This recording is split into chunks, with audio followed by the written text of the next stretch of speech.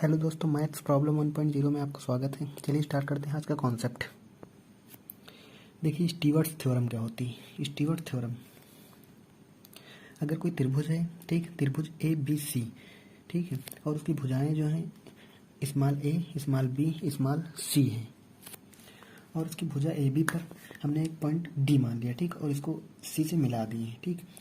ध्यान ये रखना है कि यहाँ पे जो सी डी है, ठीक है, जो सी डी भुजा है ये ना तो यहाँ पे माध्यिका है, ठीक है, और ना ही ये ए बी पर परपेंडिकुलर है, ठीक है। ये कोई ऐसे एक भुजा है, ठीक है, और हम मान रहे हैं कि जो ये बी डी की लेंथ है ये एम है और डी ए की लेंथ है एन है, ठीक, और ये पूरी ए बी की जो डिस्टेंस है ये है सी, ठीक है, और ये जो लेंथ एक्स है, ठीक, इसको हम बोलते हैं सी वी एन, ठीक, इसको बोलते हैं हम सी वी एन, ठीक है, इसको बोलते हैं सी वी एन। तो देखो स्टीवर्ट थ्योरम क्या कहती है कि जो इस एक्स की लेंथ जो है कैसे निकालेंगे। देखो इस एक्स की लेंथ हम निकालेंगे, देखो ए स्क्वायर, यहाँ से ए स्क्वायर एम, ए स्क्वायर एन प्लस, ठीक, इस बी का गुणा करना एम से, बी स्क्वायर एम, ठीक, इज इक्वल टू होगा तुम्हारा एक्स स्क्वायर, यानी एक्स स्क्वायर, ठीक, एक्स स्क्वायर सी और प्लस का एम एन सी, ठीक है।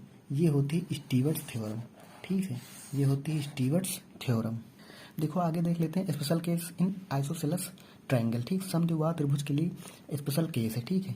अगर हमको दिया है कि समद्विबाहु त्रिभुज है, अगर कोई हमको दिया है कि ये समद्विबाहु त्रिभुज है तो इसकी दो भुजाएं बराबर होंगी। हमने मान लिया कि एक भुजा ए है, ये भी भुजा ए है, ठीक है, जो अन्य भुजा दूसरी है इसको हम मान लेंगे कि ये सी है, ठीक है, अन्य भुजा जो है ये सी है, और ये लेंथ जो है ये एम है, और यहाँ से यहाँ तक लेंथ जो है ये एन है, ठीक, ये एम और ये एन।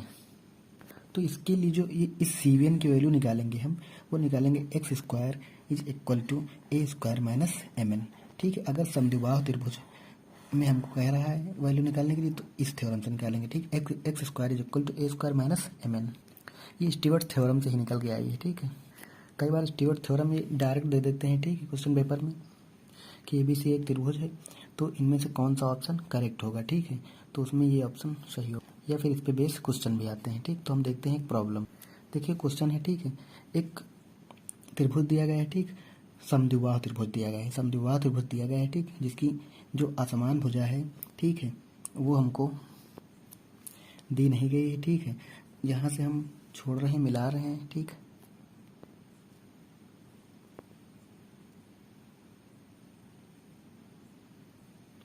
अगर इसको हम मान लें कि ये पॉइंट डी है, ठीक, तो अभी हमने कहा कि जो समद्विबाहु त्रिभुज के लिए आइसोसेलेस ट्रायंगल के लिए जो स्पेशल केस होता है वो x square is equal to a square minus का एम एन, ठीक है।